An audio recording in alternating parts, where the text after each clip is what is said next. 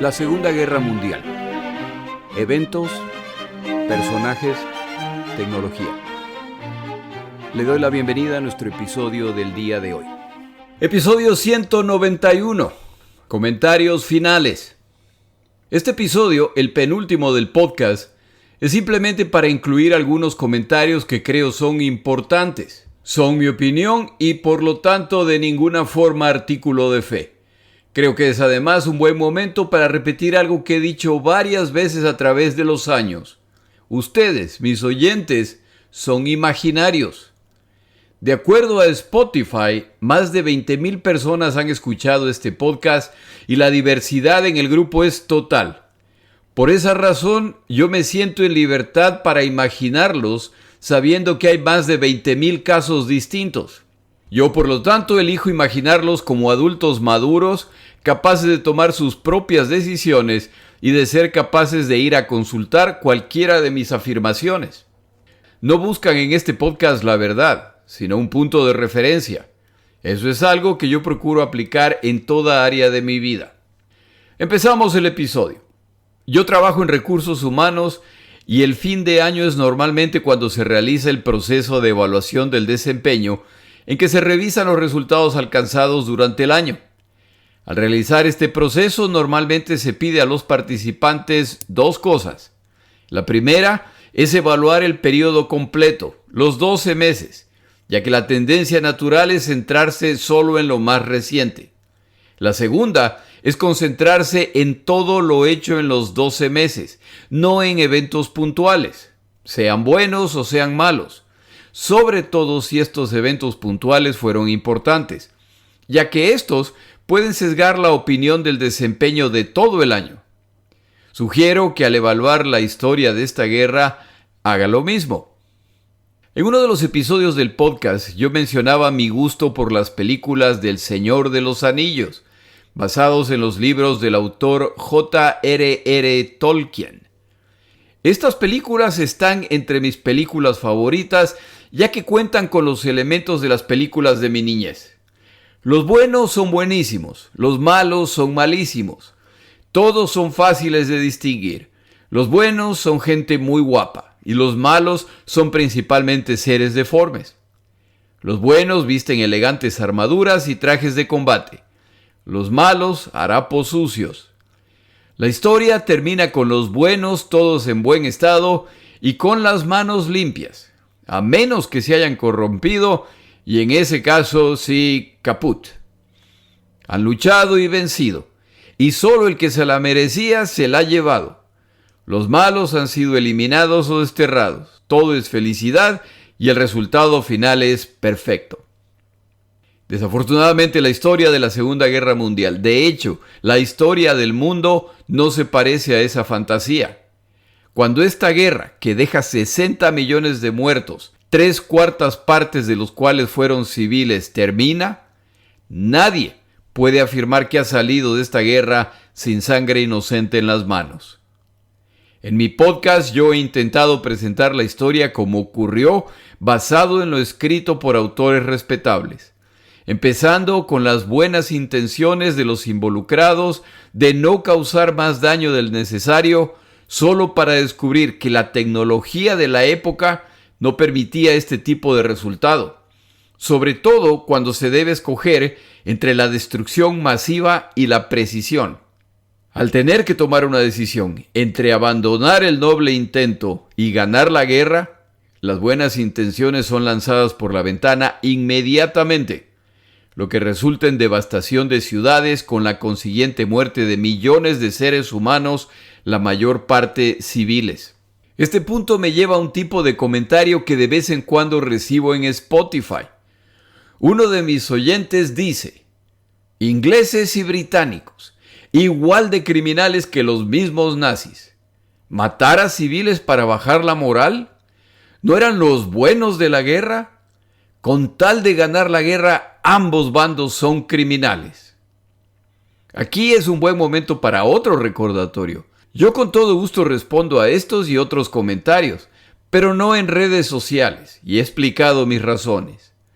Mi correo es segundagm@outlook.com. Y sus preguntas y comentarios son bienvenidos.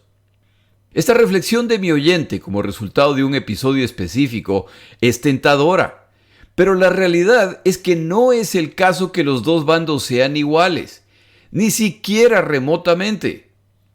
Son los alemanes y los japoneses los que se lanzan a conquistar el mundo. El próximo mes grabo un anexo para quienes han contribuido financieramente para este proyecto, en que hablo de los planes de algunos de los líderes nacionales de la Segunda Guerra Mundial en caso de que esta guerra vaya bien o que termine como ellos quisieran. La evidencia, de acuerdo con el respetado historiador Gerhard Weinberg, es que los planes de Hitler y de Hirohito no se limitaban a Europa continental o al Pacífico respectivamente. Sus objetivos eran muchos más ambiciosos si sus planes iniciales hubieran triunfado. Y esto tiene sentido. Después de todo, haber ganado la Segunda Guerra Mundial significaba que británicos, soviéticos y estadounidenses ya no eran una amenaza o que ahora estaban aliados con ellos. Tenían, por lo tanto, mano libre para hacer lo que quisieran. Los números provistos por el autor Max Hastings, que cité en el episodio pasado, nos dan claras pistas. Como resultado de la guerra iniciada por Alemania en Europa, mueren 27 millones de soviéticos y más de 5 millones de polacos. Digamos que los soviéticos mataron a 2 de esos 5 millones de polacos, por lo que Alemania, solo en el este europeo, durante la guerra mata a 30 millones de personas. Tome en cuenta que no estoy contando a los muertos en el oeste europeo o en África. Pero no es solo el número de muertos causados en el este europeo lo que muestra la crueldad de la campaña alemana. Es cómo mueren. Gente muere como resultado de los combates. Algunos son ejecutados en campos de exterminio, a través de cámaras de gas o tiroteo masivos. Gente muere de enfermedad o hambre o maltrato en los campos de trabajo que implementaron los alemanes o en su propia tierra luego de que su albergue, cosechas, medios de producción y animales han sido tomados o destruidos intencionalmente. De acuerdo con las cifras provistas por Hastings, se estima que en China murieron 15 millones de personas a manos japonesas.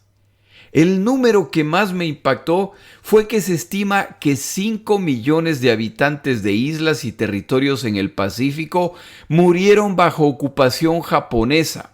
Muchos de esos territorios mencionados son pequeñas islas con baja población.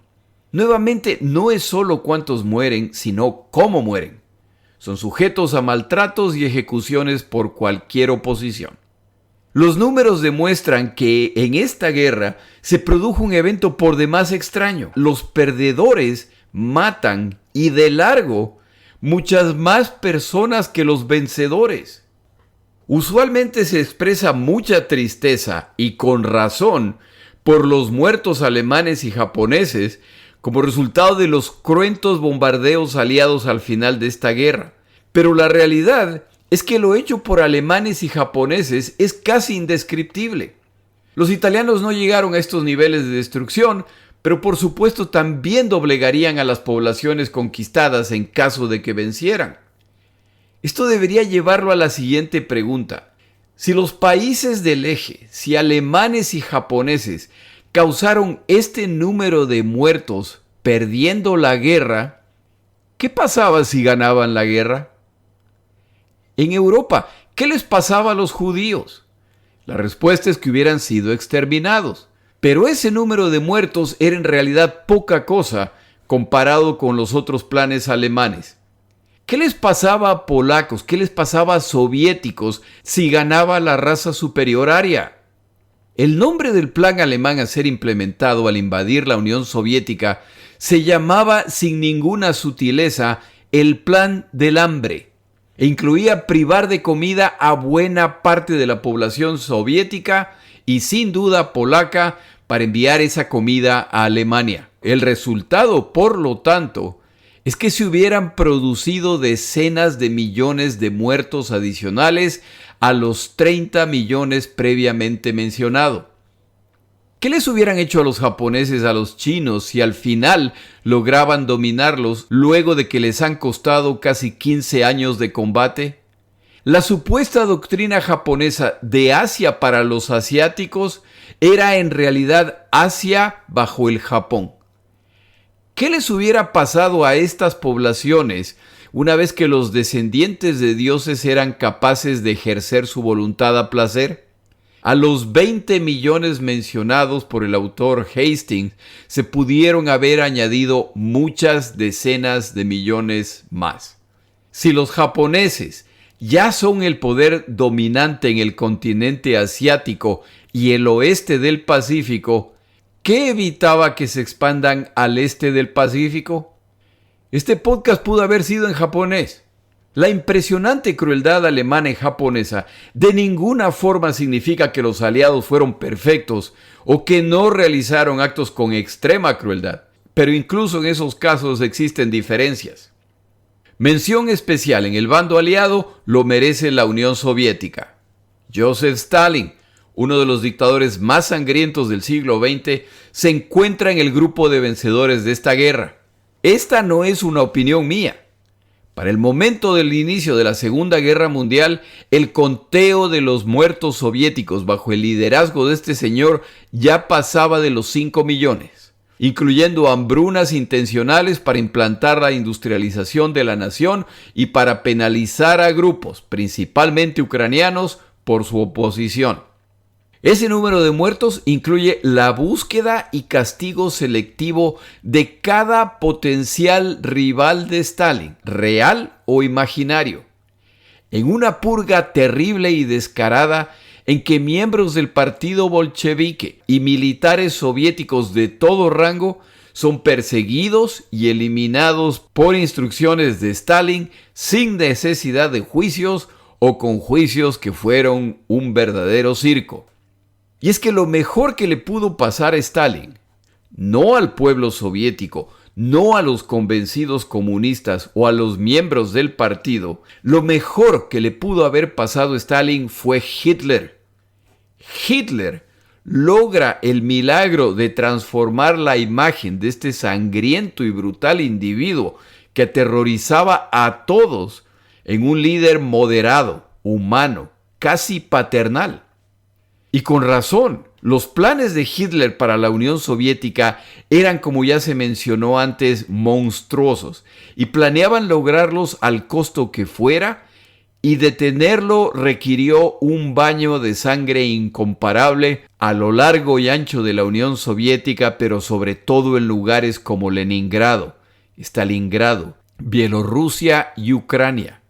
El mérito de Stalin en esta guerra es innegable, y la derrota soviética hubiera tenido consecuencias gravísimas para esa nación y para el planeta entero.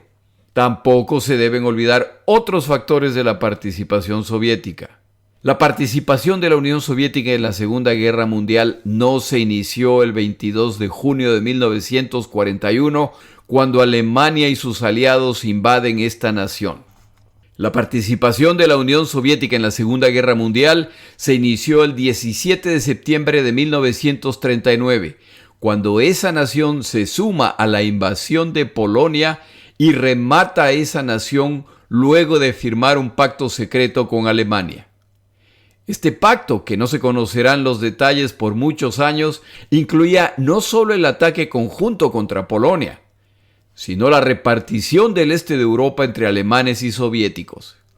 Es decir, que Stalin tenía sus aspiraciones imperialistas y, a diferencia de Hitler, él sí las logró. Los años más victoriosos de la Alemania nazi fueron aquellos en que contaron con el apoyo logístico soviético. Su papel es comparable al que jugaron los estadounidenses a favor de Gran Bretaña antes de ingresar a la guerra. Tatiana trabaja en la oficina de mi dentista como higienista, rusa y muy orgullosa de serlo, en particular de su ciudad, San Petersburgo, la cual durante la Segunda Guerra Mundial se llamaba Leningrado.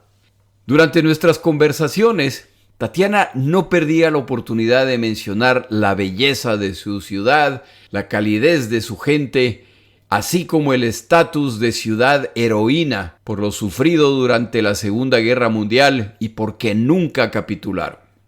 Un día, mientras Tatiana realizaba mi limpieza dental periódica, decidí preguntarle: ¿qué opinan los rusos respecto a Stalin? Una vez removidos los instrumentos dentales, repetí la pregunta: ¿qué opinan los rusos respecto a Stalin? ¿Era Stalin un hombre bueno o malo? Tras pensarlo por un momento, Tatiana responde: Stalin era un hombre severo. Quedé boquiabierto. En realidad ya lo estaba. Pero si piensa en la respuesta de Tatiana, la respuesta es en realidad mucho más complicada que las categorías normales y es algo con lo que debe lidiar el ciudadano ruso actual o pasado, con una mezcla de sentimientos respecto a este personaje crucial de su historia. Pero incluso los soviéticos no llegaron a los niveles de alemanes y japoneses. Los actos de violencia aliados buscaban la capitulación enemiga, y cuando la capitulación ocurrió, la violencia militar terminó. No existe nada que hubiera hecho que los alemanes triunfantes acepten a los judíos, o su deforme descripción de lo que es un judío. No existe nada que los hubiera convencido de que debían existir. No existe nada que los hubiera hecho aceptar a los subhumanos eslavos, soviéticos, polacos y tantos más como iguales. Si ganaban la guerra, no había nada que hubiera podido convencer a los japoneses de que no eran el pueblo escogido, de que los chinos eran subhumanos y que era su derecho apoderarse de su territorio. Por lo que las matanzas es predecible que si los otros ganaban, continuaban. Nunca tendremos confirmación de cuáles eran los planes del eje si ganaban la guerra, ya que perdieron, pero sí sabemos lo que hicieron los triunfadores. Una vez derrotados los alemanes, italianos y japoneses, británicos, soviéticos y estadounidenses no se dedicaron a exterminar a sus poblaciones o a realizar actos similares.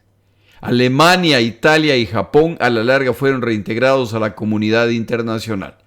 Los dos bandos no son lo mismo, ni remotamente. Unos cuantos comentarios adicionales. Se suele afirmar que los aliados ganaron esta guerra solo como resultado de su apabullante superioridad en armamento. Si este no hubiera sido el caso, hubieran perdido. Esto es claramente incorrecto. El primer punto para mencionar es que cuando una nación ataca sorpresivamente a otra sin una declaración de guerra, por supuesto la atacante lleva la ventaja de saber el cuándo y el cómo, y su intención, como claramente se demostró en Polonia, Noruega, Dinamarca, Bélgica, Holanda, Luxemburgo, la Unión Soviética y en Pearl Harbor, es destruir cuanto se pueda de las fuerzas enemigas en ese ataque inicial. En los casos mencionados, la única de estas naciones que logra recuperarse luego de este ataque a traición fue la Unión Soviética. Lo de Pearl Harbor es un poco distinto al no ser un ataque del territorio continental estadounidense. Decida usted la honorabilidad o no de este tipo de ataque sin declaración de guerra. Pero en esos días iniciales, los atacantes cuentan con todas las ventajas, empezando con abrumadora superioridad, hasta que reaccione el atacado. Y lo exitoso de esta estrategia queda claro cuando la mayor parte de los países atacados nunca lograron recuperarse de ese golpe inicial. Los primeros meses de la invasión alemana de la Unión Soviética son desastrosos para esa nación. Pierden millones de combatientes, entre muertos, capturados y heridos. El éxito de este ataque es tal que los alemanes avanzan imparables aprovechando su superioridad numérica. Solo el alto número de habitantes y la mano de hierro de Stalin salvan a esa nación del colapso total. La batalla de Gran Bretaña es una campaña militar en que los alemanes contaron con números mucho mayores de aviones que los británicos. Categoría por categoría eran numéricamente superiores a los británicos, los cuales estaban atrapados en la isla. Los alemanes cuentan con la totalidad del oeste europeo. Pueden traer y llevar recursos de donde quieran. Su superioridad en recursos y equipo es inmensa, pero no logran vencer a los británicos, a pesar de ser ellos, los alemanes, quienes contaban con abrumadora superioridad numérica. Esa fue su oportunidad para alcanzar una capitulación británica y fueron incapaces de lograrlo. La guerra en el Pacífico es una guerra eminentemente naval, y en el evento inicial, el ataque sorpresa en Pearl Harbor, los japoneses hunden, destruyen o averían a la mayor parte de los navíos de combate estadounidenses en el Pacífico. Para el momento que se inicia la guerra en el Pacífico, los japoneses cuentan con 10 portaaviones, el mejor caza de combate naval y muy experimentados pilotos y combatientes. Los estadounidenses cuentan con 3 portaaviones en el Pacífico y en meses siguientes les van a hundir 2. ¿No son 10 portaaviones contra 3? ¿Abrumadora superioridad militar?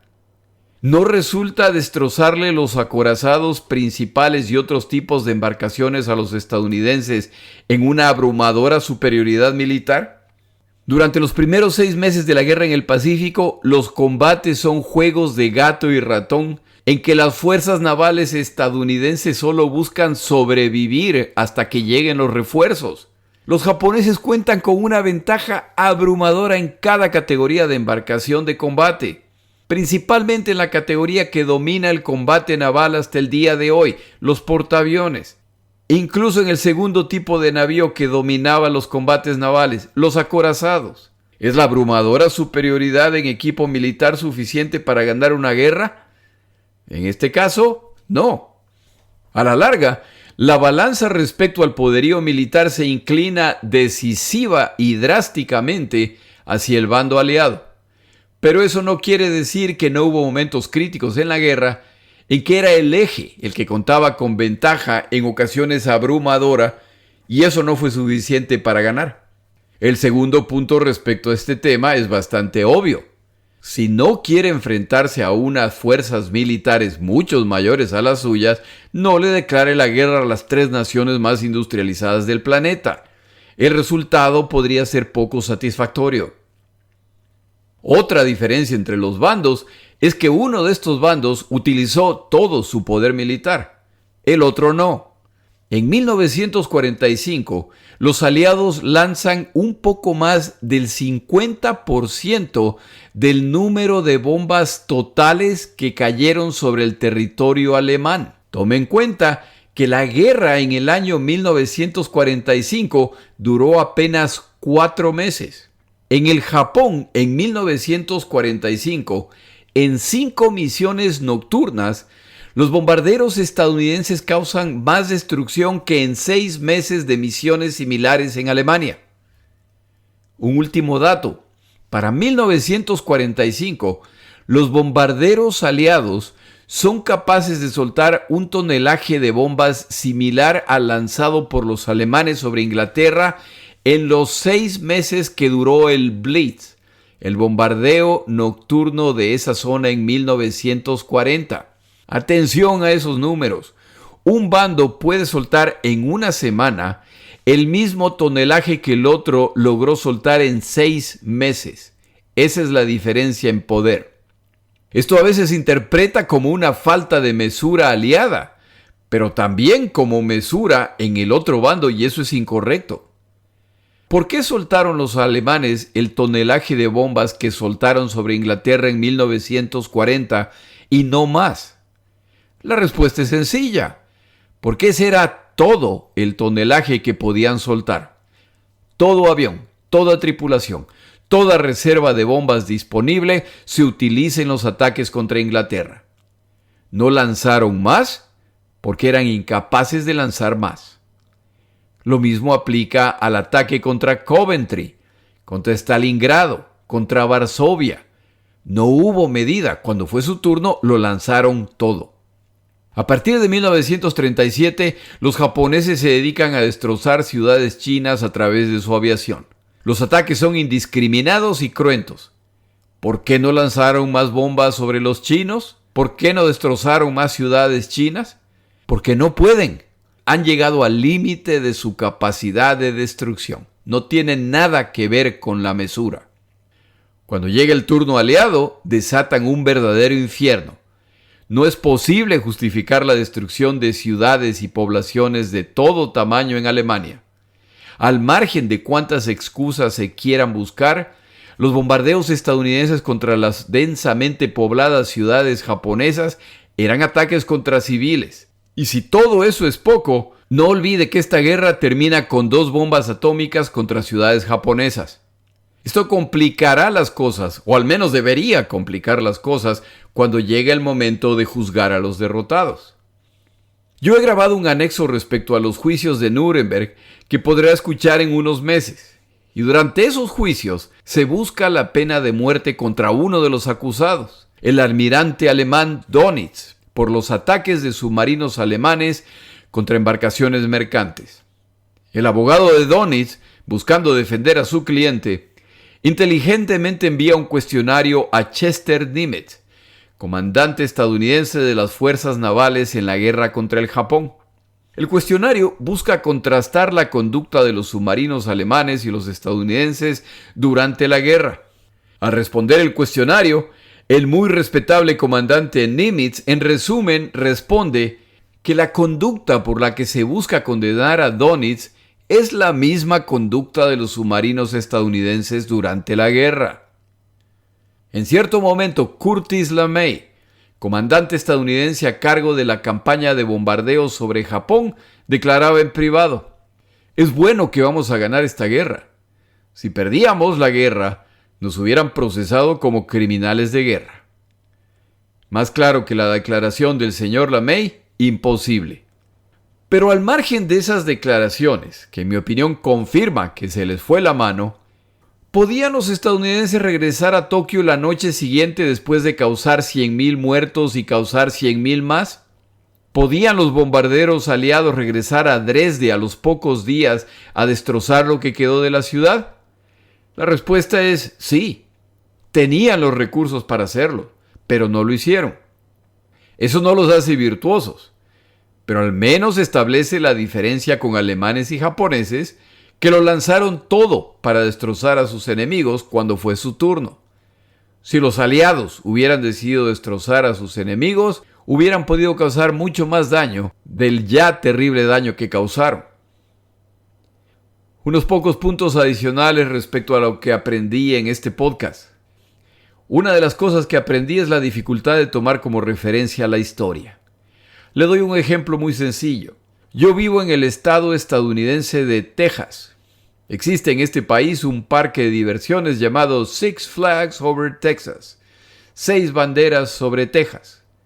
El parque se llama así porque en su momento el territorio de Texas estuvo bajo el control de España, Francia, México, la República de Texas, los Estados Unidos de América y los Estados Confederados estadounidenses. Con esa información, usted puede afirmar que en realidad Texas era española y estaría en lo correcto. Es información histórica. Por supuesto, también lo está quien afirma que Texas es en realidad mexicana, independiente, francesa, etc. Usted retrocede hasta el punto escogido en la historia, lo que le permite justificar su posición preferida. Pero lo mismo puede hacer quien tiene una opinión distinta a la suya, y todos están en lo correcto. La otra dificultad al explicar eventos históricos es la explicación de corto plazo. Por ejemplo, los Estados Unidos de América entran a la Segunda Guerra Mundial como resultado del ataque japonés en Pearl Harbor. Tienen, por lo tanto, derecho a hacerlo. Pero, ¿por qué atacan los japoneses a los estadounidenses? Porque a través de su poder económico, los estadounidenses están limitando al Japón. Y la restricción más reciente en que el Japón ya no podrá importar petróleo va literalmente a paralizar a la nación. Los japoneses, por lo tanto, no tenían otra opción como resultado del terrorismo económico estadounidense. ¿Pero por qué han impuesto los estadounidenses estas durísimas sanciones económicas a los japoneses? Porque en su intento de colonizar China, los japoneses han invadido esa nación y atacan inmisericordiamente a la población civil china. A la larga les van a causar millones de muertos civiles. Los estadounidenses están tratando de detener esa agresión. Pero, ¿por qué invade el Japón a China? Porque el Japón, una nación insular, cuenta con limitados recursos naturales para mantener a su población. Están en una situación muy parecida a los británicos, los cuales, a fin de sustentar su población, han conquistado un imperio global. En el Pacífico hay cantidades abundantes de materias primas que los japoneses necesitan, pero no están a su alcance, ya que esos territorios están ocupados por británicos, franceses, holandeses, estadounidenses, que son quienes deciden quién recibirá esos recursos. El Japón no tiene acceso a un mercado internacional justo que les permita comprar o comerciar lo que necesitan para desarrollarse. Reciben lo que les quieran entregar y en cierto momento los japoneses se hartan de esta situación. Y así puede seguir usted yendo para atrás hasta llegar a la desgraciada de Eva que le dio la manzana al pobrecito Adán. Al final, al menos para los fines de este podcast, el objetivo es describir lo que pasó, no lo que debería haber pasado. ¿Qué debió haber pasado? Yo qué sé. Eso es para gente más inteligente que yo. Yo solo le cuento lo que pasó. Pero el desafío es tener esa visión más grande, más de largo plazo, que explica cosas. Al final, mi tarea no es explicarle por qué pasó lo que pasó o qué debió haber pasado. Es contarle lo que pasó. Yo he concluido que no existe mayor pecado que la indiferencia ante el prójimo. Lo que ocurrió en esta guerra fue el resultado de mirar hacia otro lado cuando se atropellaba al vecino, sea este vecino otra nación o un grupo contra el cual se ha ensañado el poder, siempre y cuando a mí me dejen en paz. No dejan de impresionarme las palabras de Martin Niemöller, pastor luterano alemán, simpatizante de la causa nazi, que demasiado tarde se da cuenta del precio a pagar por ignorar el maltrato de otros, siempre y cuando no me afecte a mí. Niemöller escribe: primero vinieron por los socialistas, y yo no dije nada, ya que yo no era socialista. Luego vinieron por los sindicalistas, y yo no dije nada, ya que no era sindicalista. Vinieron entonces por los judíos, pero yo no dije nada, ya que yo no soy judío. Y entonces vinieron por mí, y ya no quedaba nadie que me defendiera. Esta frase la escribe después de la Segunda Guerra Mundial, parte de la cual la pasó encerrado en prisión. Y lo hace más como un llamado a no permitir que lo que ocurrió en Alemania vuelva a suceder. También muy alto en la lista de los peores pecados se encuentra el inclinarse ante el poderoso. En algún lado leí una frase que dice que no hay nada más detestable que ser humilde con el altanero y altanero con el humilde. El problema es que mientras más poderoso el altanero, mayor la tentación a hacer esto. Uno de los descubrimientos más tristes durante el desarrollo de este podcast, algunas veces admití que en ciertos temas apenas les llevaba horas de ventaja a mis oyentes respecto al conocimiento. Uno de los descubrimientos tristes fue el tamaño de las Einsatzgruppen. En caso que no lo recuerde, esas eran las fuerzas de exterminio de las SS alemanas que tenían la tarea de ejecutar a judíos y a quienes consideraban indeseables. Yo imaginaba que estos señores eran decenas de miles. Resulta que eran 3,000, de acuerdo a Wikipedia, y el autor Timothy Snyder confirma que eran una fuerza muy pequeña. Esto es importante porque es imposible que esos 3,000 individuos distribuidos a lo largo y ancho de Polonia y la Unión Soviética hayan capturado, procesado, encerrado, ejecutado y enterrado a millones de seres humanos. Ellos simplemente facilitaron el proceso con la colaboración de decenas de miles de civiles de las naciones ocupadas y de miembros del ejército alemán. Sin la colaboración de estos individuos, esto no hubiera sido posible y nunca faltaron los que no vacilaron en volverse contra su prójimo en nombre de alcanzar un mejor estatus dentro de la vencedora Alemania que se predecía sería dominante durante décadas o permanentemente. De acuerdo al señor Snyder, en la Segunda Guerra Mundial en el este de Europa, la vida humana se convirtió en un tipo de moneda de intercambio más. Antes de que usted concluya que la gente de ese siglo era terrible, no olvide que hace unos pocos años tuvimos una pandemia global y pudimos ver el comportamiento propio y ajeno bajo circunstancias mucho menos terribles. Todos tenemos algo de monstruo adentro y bajo circunstancias correctas, esto puede aflorar sin problemas. Concluyo con 2 frases. Recuerdo claramente la primera vez que leí la primera. Lo recuerdo porque me pareció una frase terrible, asquerosa, criminal. La frase le pertenece a William Sherman, general de la Guerra Civil estadounidense, conocido por su terrible tratamiento del enemigo y de las poblaciones civiles confederadas. El señor Sherman decía: la guerra es crueldad. No existe forma de cambiar eso, y mientras más cruel sea, más pronto terminará. Tras haber estudiado para hacer este podcast, he concluido que esa frase es terrible, asquerosa, criminal, pero cuando se trata de la guerra total, como por ejemplo la Segunda Guerra Mundial, resulta también verdadera. La segunda frase también es de Sherman, quien afirmaba que son solo aquellos que nunca han disparado un arma o escuchado los gemidos y el clamor de los heridos. Son ellos quienes exigen sangre, más venganza, más desolación.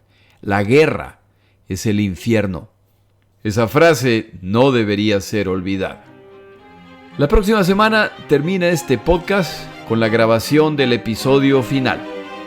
Winston Churchill, segunda parte. Mi nombre es Jorge Rodríguez. Gracias por acompañarme.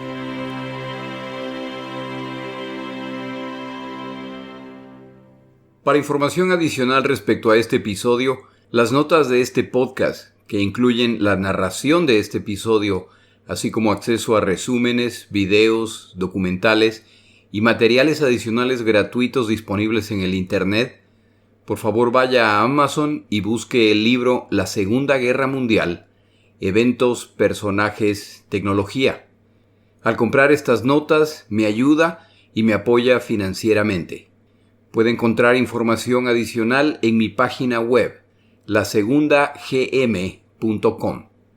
Muchas gracias.